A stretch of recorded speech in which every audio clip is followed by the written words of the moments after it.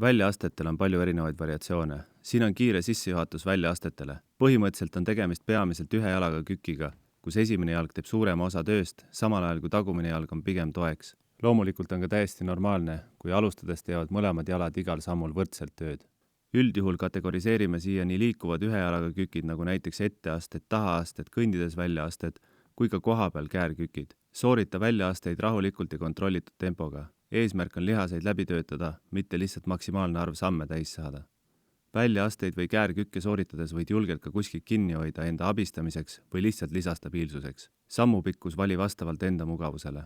Alustamiseks üldjuhul sobivad tahaasted ehk reverse lunges, etteasted ehk forward lunges või näiteks kohapeal käärkükid ehk split squat. Neil, kellel on põlved tundlikud, on üldjuhul tahaasted ehk reverse lunges või kohapeal käärkükk ehk split squat kõige mõistlikumad, sest need põrutavad põlvi ilmselt kõige vähem. Kui näiteks tagurpidi väljaasted muutuvad sinu jaoks lihtsaks, siis saad suurendada harjutuse liikumisulatust astudes tagasi kõrgendatult pinnalt, näiteks stepipingilt.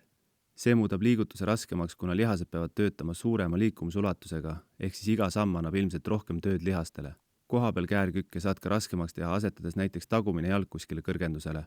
Võid alustada madalamalt kõrgenduselt ning siis ajapikku seda veidi kõrgemaks teha. Kuskilt maalt kõrguse lisamine ei ole enam mugav ja sealt edasi saame harjutust muuta raskemaks kasutades lisaraskust, näiteks hantleid.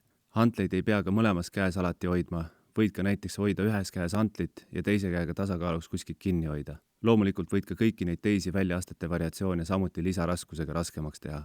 Kui alustades on kõik need väljaastete variatsioonid liiga keerulised, siis võid alustada ka tavalistest kükkidest. Võid neid teha ka ilma raskuseta ja vajadusel kasutada julgestuseks pinki, kuhu peale õrnalt istuda alla kükkides. Edu, sõbrad!